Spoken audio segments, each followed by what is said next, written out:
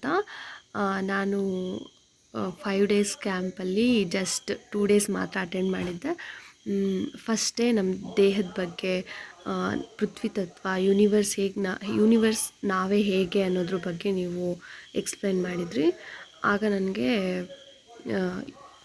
ಇದ್ರ ಬಗ್ಗೆ ನಮ್ಮ ದೇಹದ ಬಗ್ಗೆ ಅರ್ಥ ಆಯಿತು, ನಾನೇ ಯೂನಿವರ್ಸ್ ಅನ್ನೋದು ಅರ್ಥ ಆಯಿತು.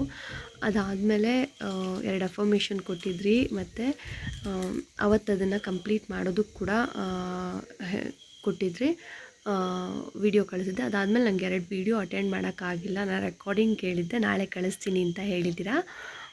ಇನ್ನೂ ಲಾಸ್ಟ್ ನಿನ್ನೆದು ಅಟೆಂಡ್ ಮಾಡಿದೆ. ಇವತ್ತು ನಾನು 250 ಟೈಮ್ಸ್ 4 ಅಫರ್ಮೇಷನ್ನ ಬರೆದೆ. ಅದಾದಮೇಲೆ 250 ಟೈಮ್ಸ್ ಬರೆದೆ. ಅದಾದಮೇಲೆ 250 ಟೈಮ್ಸ್ ಹೇಳಿದೆ, 5 ಟೈಮ್ಸ್ ಬರೆದೆ. ಅದಾದಮೇಲೆ 11 ಟೈಮು ಡಿಕ್ಲರೇಷನ್ ಮಾಡಿಕೊಂಡೆ. ಒಂಥರ ಸ್ಪೆಷಲ್ ಎನರ್ಜಿ ನನ್ನಲ್ಲಿ ಫಾರ್ಮ್ ಆಯಿತು. Thank you ma'am, thank you.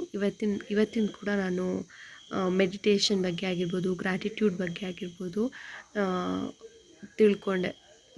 ನಾನು ಇದನ್ನ ಕಂಟಿನ್ಯೂ ಮಾಡೋದಕ್ಕೆ ಇಷ್ಟಪಡ್ತೀನಿ. Thank you ma'am, thank you so much.